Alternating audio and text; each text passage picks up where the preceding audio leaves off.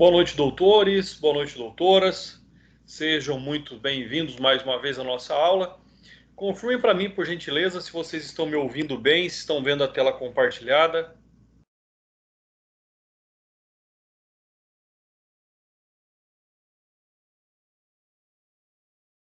Tudo certo, professor. Muito obrigado, doutora. Pessoal, já encaminhei para os representantes e coloquei aqui no nosso chat também, né, o link da aula referente à semana passada, né, para que nós não tivéssemos aí nenhum prejuízo pedagógico, para que não atrapalhasse a aplicação do nosso conteúdo. Eu gravei o vídeo referente à semana passada e ele está disponível para vocês, então, lá no YouTube. O link, como eu disse, está à disposição dos representantes e também vocês têm lá acesso a toda a playlist com todas as nossas aulas. Dando continuidade, então, aos nossos estudos, vamos falar aqui do artigo 44, né, da Lei dos Crimes Ambientais. Um conteúdo extremamente importante, né? Já abordei esse tema anteriormente, mas é sempre importante frisar o quanto a preservação ambiental é importante para o Brasil, né? E não é importante só para que o Brasil tenha uma reserva ambiental devidamente equilibrada, né? É importante porque é um dos compromissos do país, é um dos compromissos que estão sendo e já vêm sendo assumidos há muitos anos no Brasil, né, principalmente aí após a Constituição Federal de 88, e compromisso esse que é reforçado aí anualmente, né, pelo chefe do Poder Executivo na sua declaração na abertura do encontro da ONU, né? Então é importante que de fato esse seja um bem maior, esse seja um direito tanto nacional, mas também, né, pensando aí nas presentes e futuras gerações. Então, quando nós falamos em crimes ambientais, cada vez é mais importante nós analisarmos, nós preservarmos o meio ambiente, né, já que aí estamos sofrendo diretamente os efeitos da alteração ambiental, né, com essa seca, com essas estações do ano mal definidas. Então, tudo isso está aí diretamente ligado às alterações do nosso meio ambiente, sejam por causas naturais, sejam pelas intervenções do homem.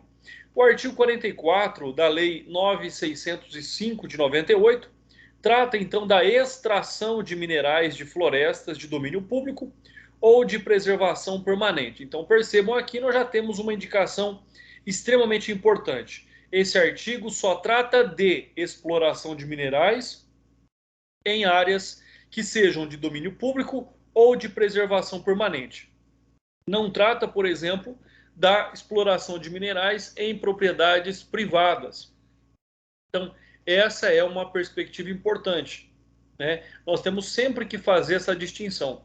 Nós sempre temos que observar qual é o intuito da lei, né? E aqui o artigo 44 tem como redação extrair de florestas de domínio público ou consideradas de preservação permanente sem prévia autorização. Pode extrair? Pode, desde que tenha uma prévia autorização. E a extração acontece em razão de quê? Acontece em razão da retirada de pedra, areia, cal ou qualquer outra espécie aí de minerais. Então é extremamente importante que nós observemos o grande objetivo da lei aqui. Primeiro, que não haja essa extração de terras públicas ou de interesse público.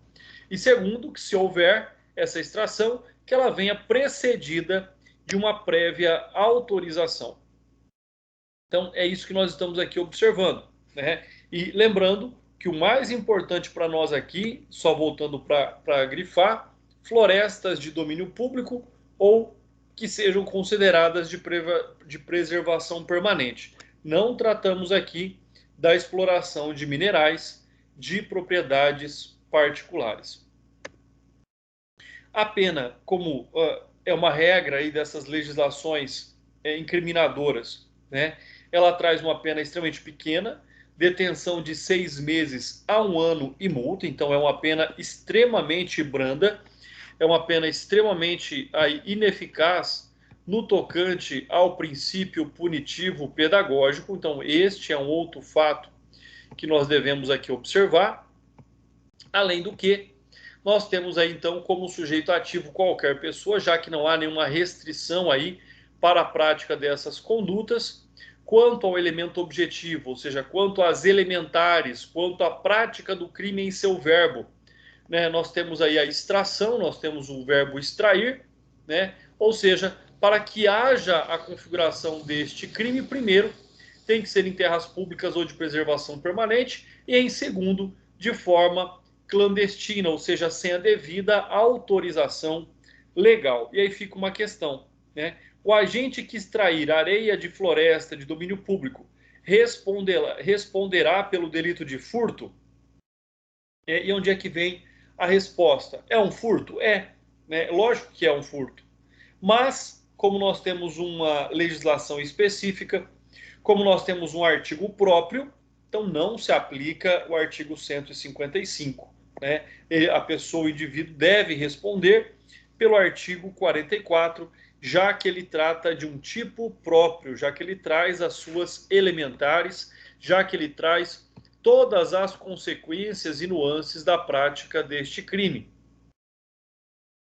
Quanto ao elemento subjetivo, é lógico que no tocante à intenção do agente, nós estamos diante de um crime que só pode ser cometido em modalidade dolosa. Não, aqui não se existe e não se pune a conduta praticada de forma culposa, né? De acordo com a pena que nós vimos, é compatível ali com os institutos despenalizadores, né, como, por exemplo, aqueles previstos na Lei 9.099/95, que são a transação penal ou o sursis processual.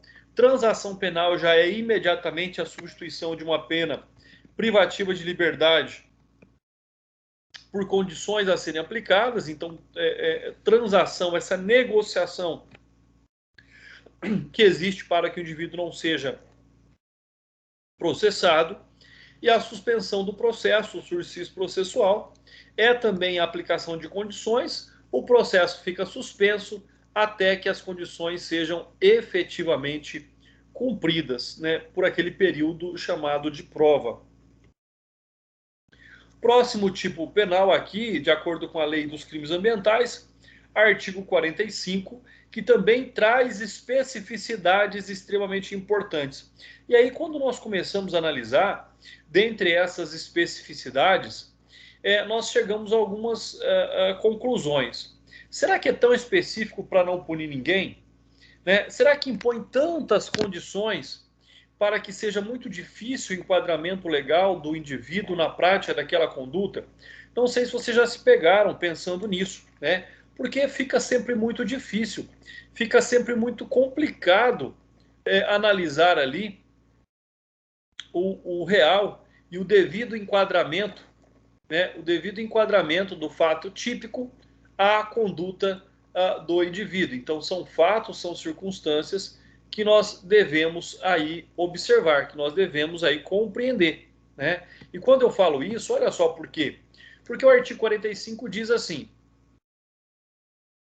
cortar ou transformar em carvão madeira de lei, assim classificada por ato do poder público, para fins industriais, energéticos ou para qualquer outra exploração econômica ou não, em desacordo com as determinações legais. Então, primeiro, nós estamos diante de uma norma penal em branca, né?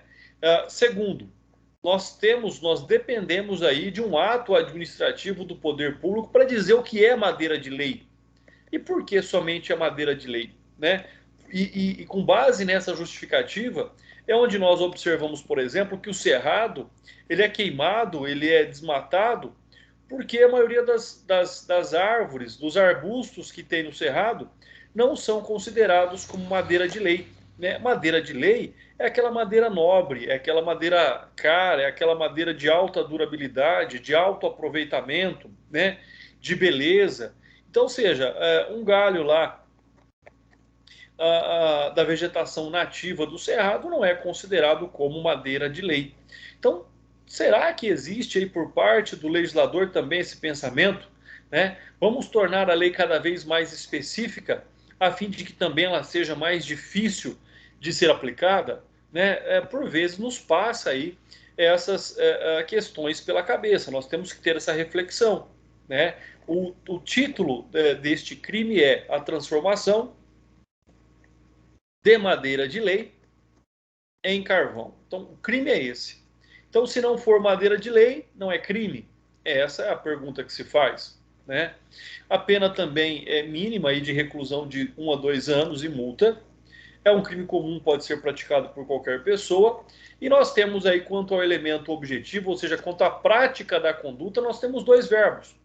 Tanto cortar quanto transformar, né? Então, para que haja essa transformação da madeira em carvão, nós temos que cortar ou transformar em carvão madeira de lei. Então, se só corta a madeira de lei, o crime já está praticado. Se corta e transforma ou transforma a madeira de lei já cortada, né, em carvão, o crime também está ali configurado. Então, percebam, o fato aqui não é só transformar em carvão. O fato é proteger a madeira de lei. O grande objetivo da norma é a proteção da madeira de lei, como por exemplo o mogno, né? Como por exemplo a aroeira, como por exemplo tantas madeiras aí que nós temos extremamente importantes, a peroba. Então, ou seja, aqui nós temos duas condutas. Talvez a primeira ficou ali um pouco implícita, que é cortar madeira de lei, né? E a segunda que é transformar em carvão madeira de lei. Às vezes a pessoa pode praticar as duas condutas? Pode. Às vezes ela pode praticar só a segunda conduta? Também pode. Então nós estamos diante, né, de um tipo penal misto alternativo. Se praticar as duas é um crime, se praticar uma só é o mesmo crime. O que vai ser levado em consideração posteriormente é a dosimetria da pena. Então fica aí essas questões, fica aí essa análise, essa reflexão, para que vocês possam também refletir sobre esse tema, né? Nós temos ainda quanto ao elemento subjetivo, a lei também prevê aqui somente a conduta dolosa, né? Porque cortar e transformar tem que haver ali o indivíduo, tem que haver ali a vontade e a finalidade, sendo essa finalidade então econômica ou não para a prática deste delito.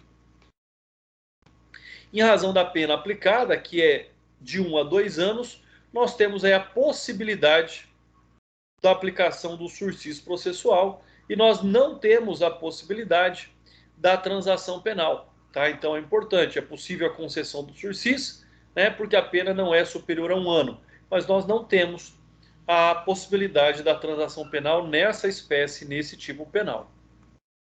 Próximo artigo, comércio ou industrialização irregular de produtos vegetais. Então, mais uma vez, aquilo que se tem aqui é a ação do homem sobre esses produtos vegetais sem a devida regulamentação, sem a devida autorização estatal. Então, este é um fato também extremamente relevante.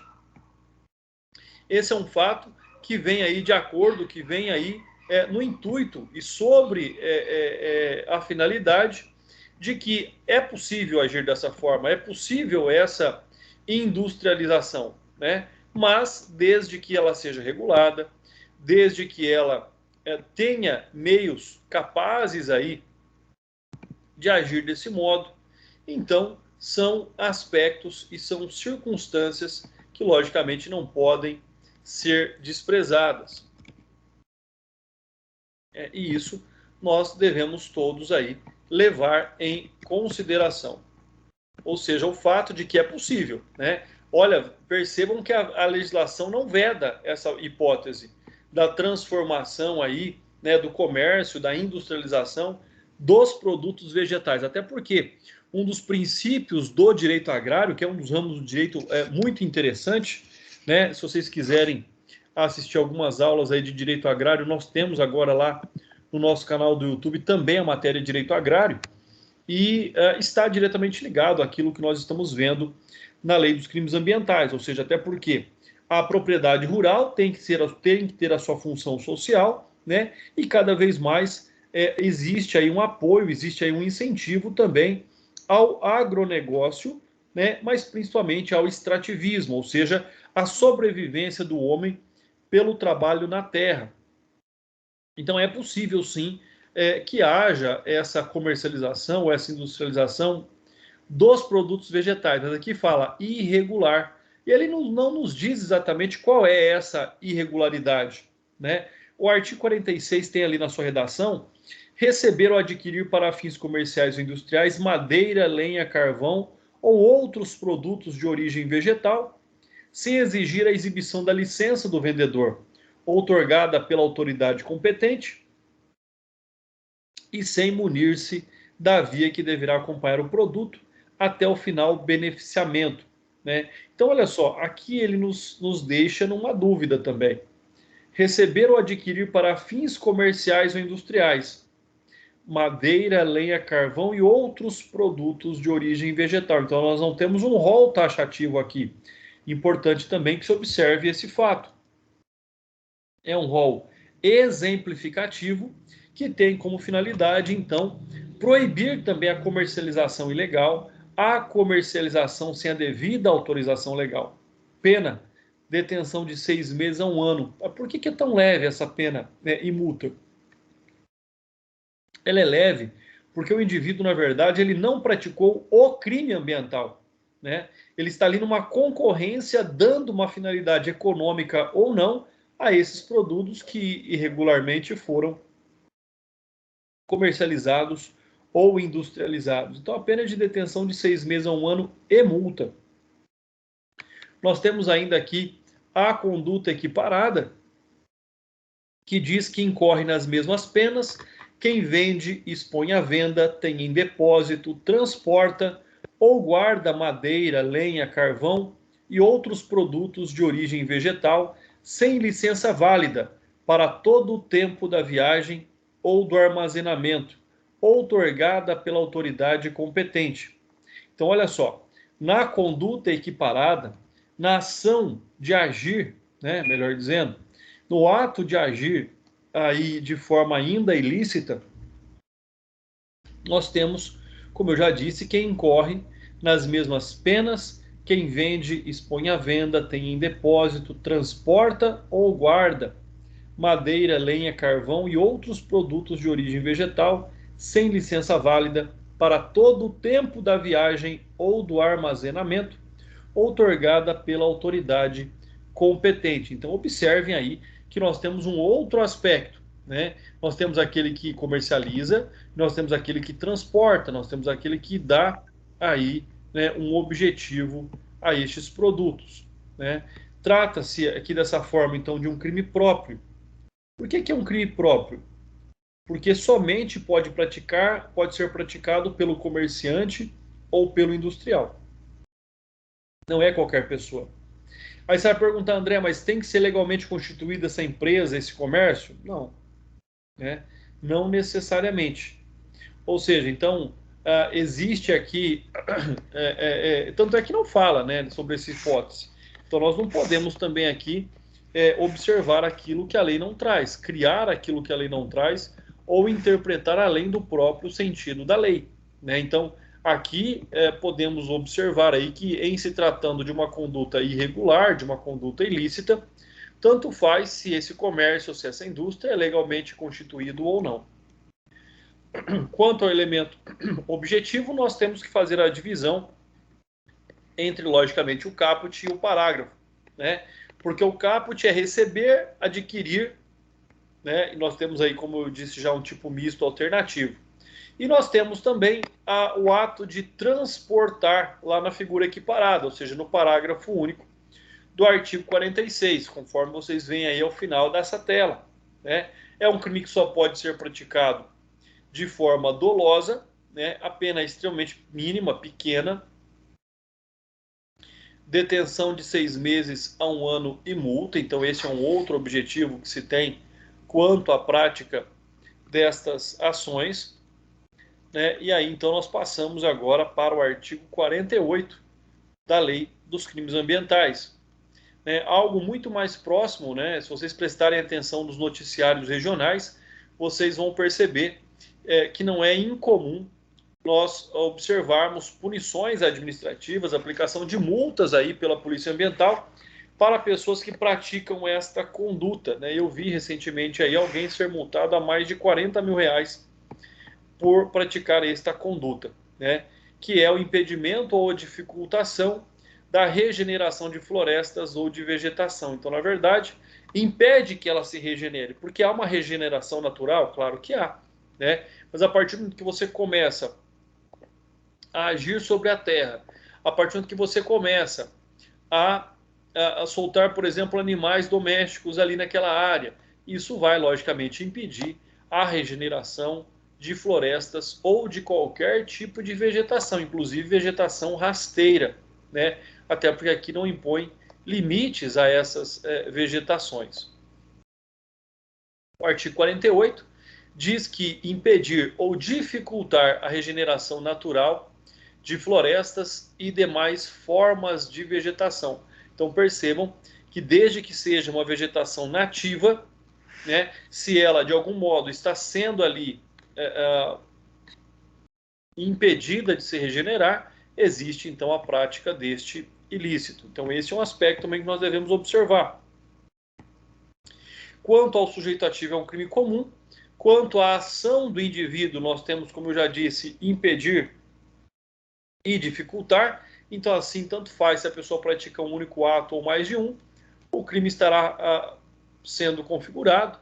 E quanto mais atos, quanto maior for a preponderância da ação do indivíduo, né, logicamente, maior será a responsabilidade que ele tem sobre esta conduta. Quando nós tratamos em regeneração natural, é o processo de reprodução do que foi destruído, né? Então, na verdade, e isso a gente vê, e aí, se você deixar uma área totalmente parada, né, sem que dela haja qualquer tipo aí de impedimento à sua regeneração, ela vai regenerar, que seja em 5, que seja em 10, que seja em 15 anos, ela vai regenerar, né? O nome da lei, o grande objetivo da lei é, como eu já disse, obstar qualquer forma, seja ela humana, né, lógico, é importante que tenha aqui, já que é um crime doloso, tem que ser uma ação humana, de regeneração de florestas e demais formas de regeneração. Essa ação humana, por exemplo, é soltar lá os bovinos numa área que deva ser preservada, né? Numa área, por exemplo, em que tem que se evitar o bosqueamento. O que é o bosqueamento? É tornar uma mata um bosque, ou seja, uma mata limpa por baixo, né? Então isso é um bosque. Uma questão importante: para a configuração desse delito, a área em que a regeneração natural é impedida ou dificultada precisa ser considerada área de preservação permanente? Não diz isso no caput do artigo, né? Então, se o artigo não diz, eu não posso interpretar para expandir os termos da lei. Então, essa é um fato importante. Então, a resposta é negativa, né? Segundo essa posição firmada pelo STJ. Né? Não diz qual é aqui a ação humana. Não diz qual é o objetivo da prática deste ilícito. Né? Ele vai dizer, olha só, ele vai dizer, ele vai trazer para nós aí a informação.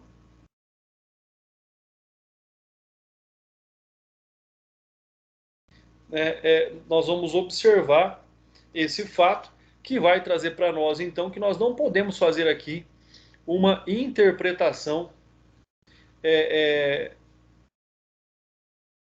prejudicial, na verdade, né?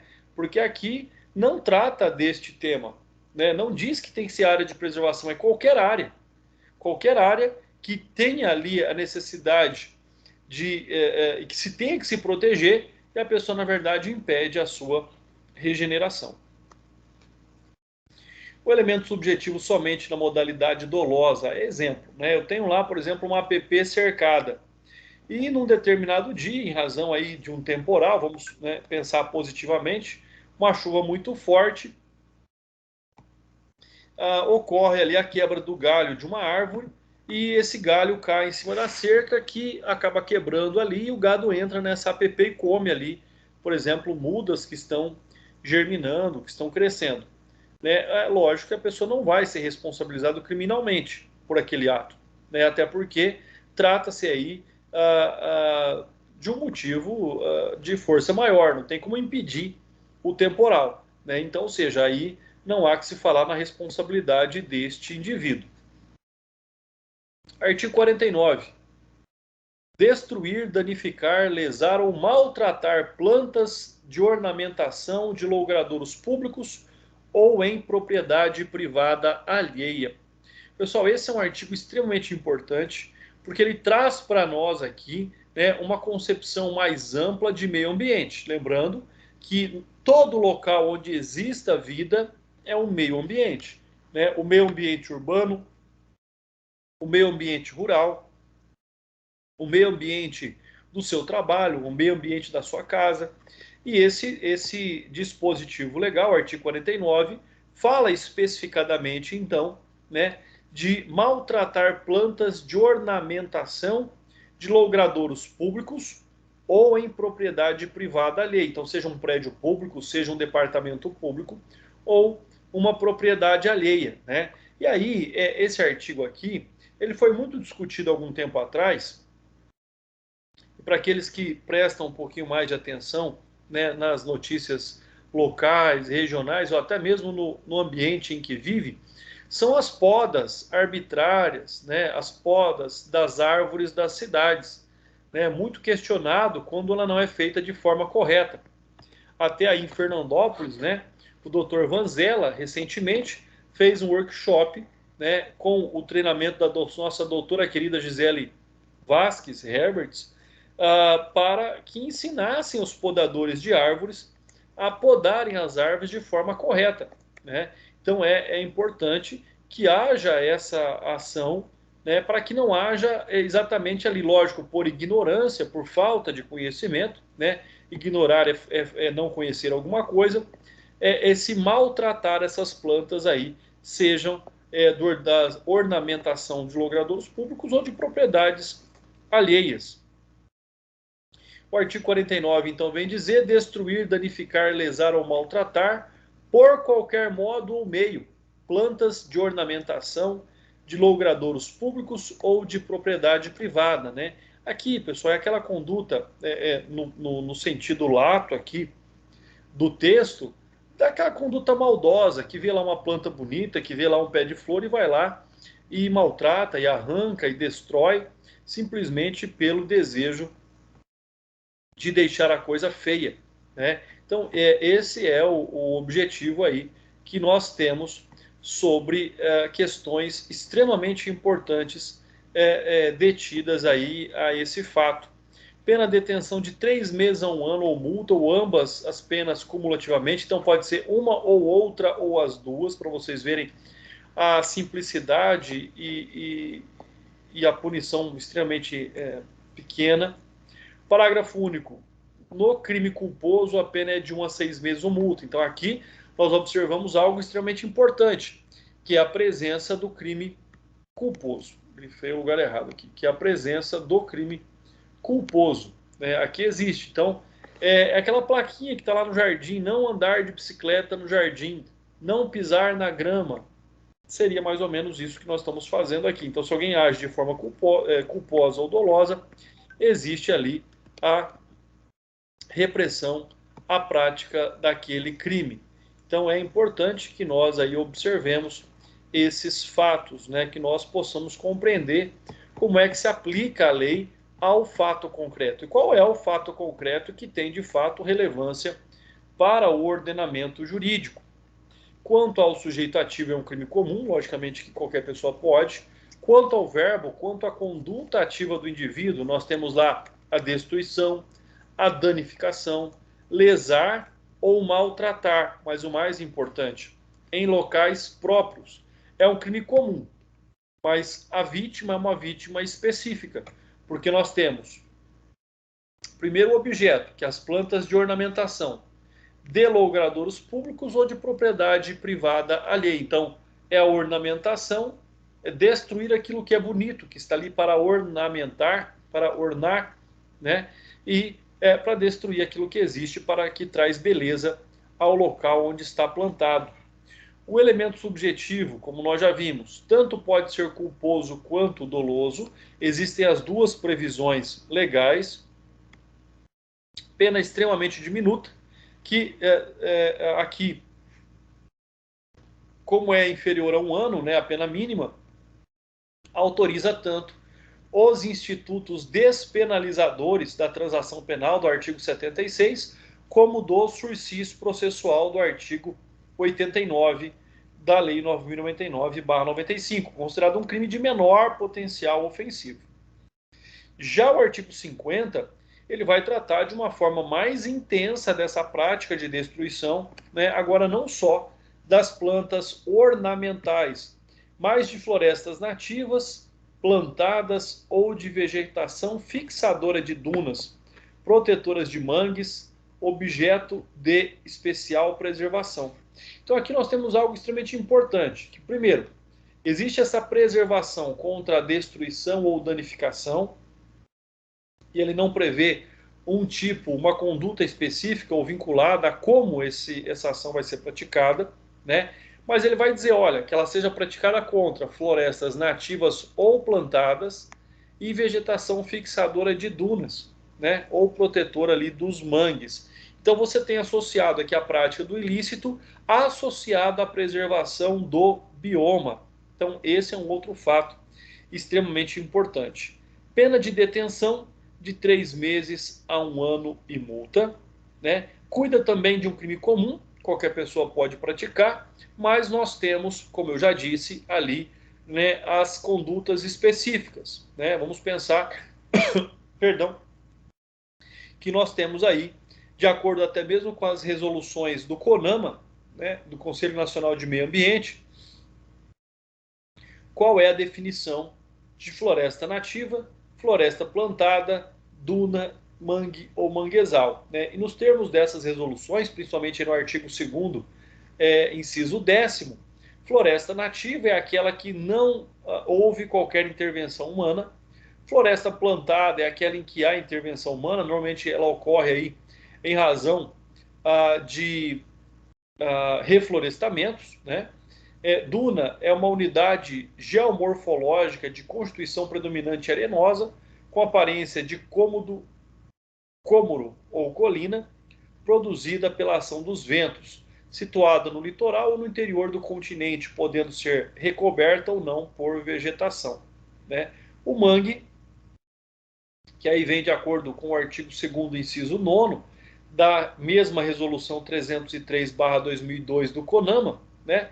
Diz que mangue ou manguezal é um ecossistema litorâneo que ocorre em terrenos baixos, sujeitos à ação das marés, formado por vasas lodosas, recentes ou arenosas, às quais se associa predominantemente a vegetação natural, conhecida como mangue, com influência fluvio-marinha, típica de solos limosos, de regiões estuarinas, né, e com dispersão descontínua ao longo da costa brasileira, entre os estados do Amapá e de Santa Catarina. Então nós conseguimos observar, nós conseguimos encontrar aí os mangues em todas as regiões litorâneas do Brasil. Então é aquele local onde normalmente até se encontra ali a água da maré com os lagos e rios que existem naquela região. Então é importante também que nós tenhamos essa observação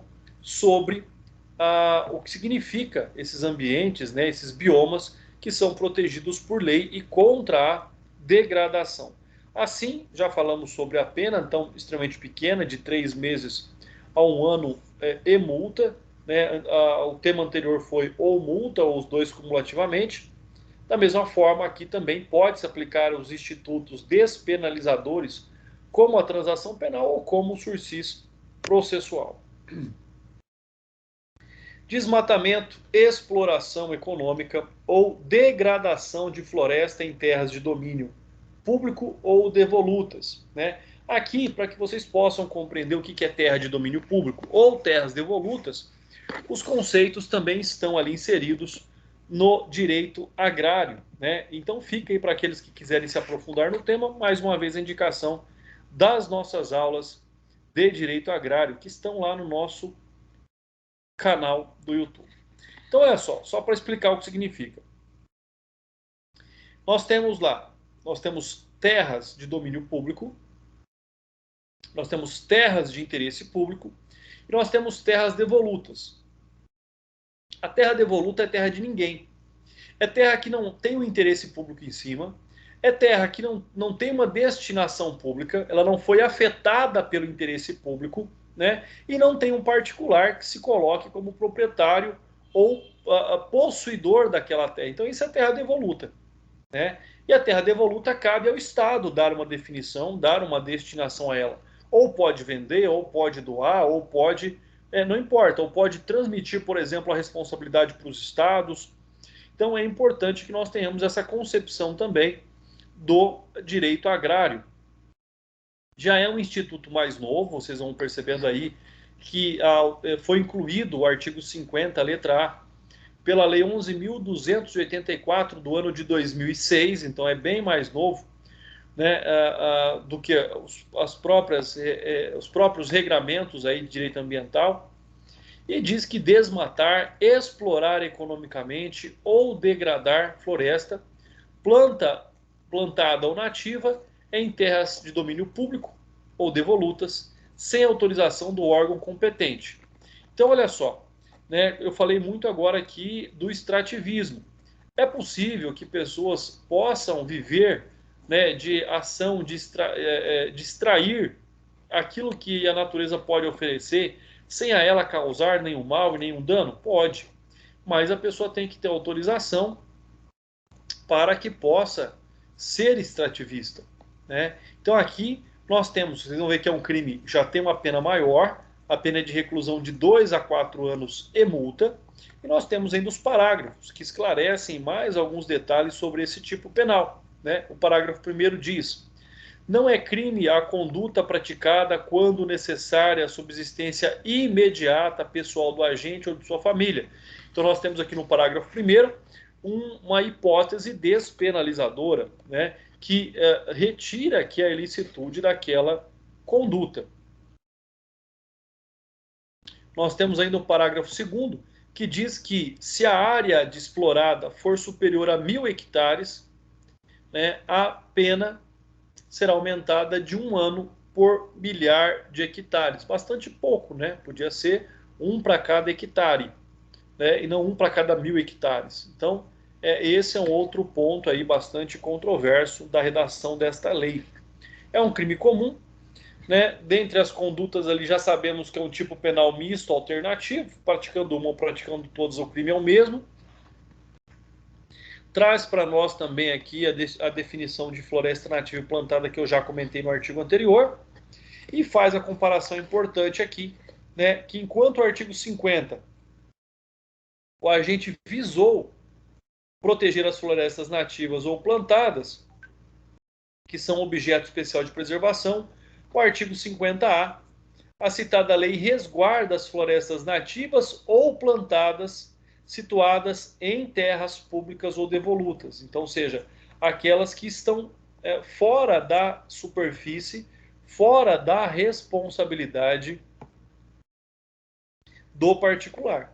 Então, isso é extremamente importante. Esse é um fato extremamente relevante, né, que nós devemos observar a questão se está ou não em terra pública ou terra privada ou terra pública, terra de interesse público ou não. Então, o artigo 50 vem e complementa o disposto no artigo 50A, vem e complementa o disposto no artigo 50 aqui da mesma lei. Então, esse é um outro fato que nós devemos aí também levar em consideração. O elemento subjetivo somente é na modalidade dolosa, né? Nós temos aí a tipicidade formal da conduta quanto para o estado de necessidade, né, para a alimentação do indivíduo ou de sua família. Então é o estado de necessidade que gera aqui a atipicidade formal da conduta. Artigo 51. Comercialização ou utilização de motosserra sem licença ou registro, né? E aí vocês vão observar, se vocês conhecem alguém que tem motosserra, perguntem para ele se ele tem licença ou registro, tá? Vocês vão ver que existem muitas pessoas que têm motosserras, que utilizam motosserras sem a devida regulamentação também. Então, o artigo 51 diz, né? tanto comercialização ou utilização da motosserra em florestas e demais formas de vegetação sem licença ou registro da autoridade competente. Pode? Pode também, né? Hoje nós temos um projeto aí já há muitos anos em que é possível, dentro de uma determinada área, poder extrair, né, de forma regulada, de forma controlada, árvores. Né? Para quê? Até para que aquela vegetação mais baixa tenha a possibilidade de sair, né, saia um pouco da sombra, tenha um pouco de sol e possa também se desenvolver. Além de ser, logicamente, uma fantástica fonte de renda. Sujeito ativo, crime comum mais uma vez. Tá? Elemento objetivo, mais uma vez, é um tipo misto alternativo. Nós temos tanto comercializar quanto utilizar a motosserra em florestas e demais formas de vegetação. Então percebam, também não especifica. Também nós temos aqui um tipo aberto. Né? Ele não fala que tipo de vegetação, que tipo de bioma, quando pode, quando não pode. Logicamente que isso vai vir regulado por um ato administrativo do CONAMA. O que é uma motosserra para quem não conhece, para quem nunca viu? Né? Uma ferramenta de serra portátil com motor que é destinada ao corte de árvores. Né? E aí vem um detalhe interessante. Como eu já disse, se a pessoa tem registro, se a pessoa tem licença, a conduta dele é atípica. A tipicidade está em não ter registro da motosserra ou não ter licença para a utilização da motosserra. Aí está a prática do ilícito. E a utilização da motosserra onde? A utilização da motosserra em, vamos voltar, florestas e demais formas de vegetação. Pena de detenção também aí de 3 meses e 1 ano, e multa, a 1 ano e multa. Né? Então, da mesma forma, como nós já vimos anteriormente, tanto pode aplicar a transação penal quanto a suspensão condicional do processo, sursis processual. Artigo 52. Penetrar em unidades de conservação conduzindo substâncias ou instrumentos próprios para a caça ou para a exploração de produtos ou subprodutos florestais sem licença da autoridade competente. Este é um crime material, é um crime formal ou um crime de mera conduta? O que vocês acham?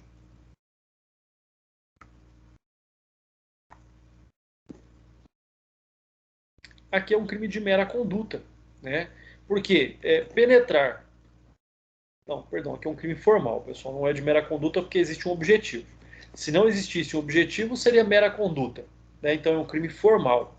Penetrar em unidades de conservação com um objetivo. Ou seja, né, carregando instrumentos de caça ou com o objetivo da exploração de produtos. Então, não exige um resultado naturalístico para que o crime venha a acontecer, para que o crime venha a se configurar. Então, é um crime formal. Pena, detenção de 6 meses a 1 ano e multa. Crime comum. Né? O objetivo é penetrar, invadir sem a devida autorização aquela área. Entende-se aí por unidade de conservação permanente e integral as estações ecológicas, as reservas biológicas, os parques nacionais, os monumentos naturais e os refúgios da vida silvestre, conforme diz ali, e nós já analisamos aqui, o artigo 40, parágrafo 1º da Lei 9.605 de 1998.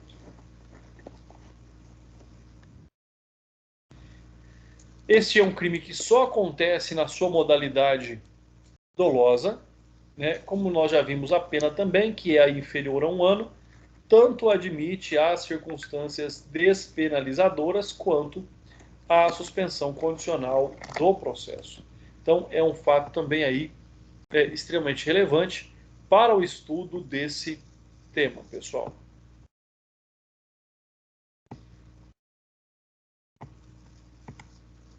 Causas de aumento para todos os crimes contra a flora, pessoal. Então, Já que aqui estudamos os crimes em espécie, na nossa próxima aula vamos aí estudar as causas de aumento de pena. Agora eu vou abrir o sistema para fazer a chamada. Caso vocês tenham alguma dúvida, alguma pergunta, fiquem à vontade aí para perguntarem, pessoal. Só um instante.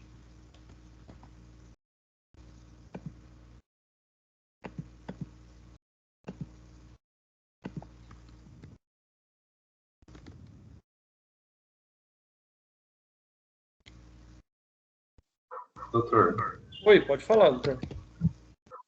no artigo 76 da Lei 9.099, no artigo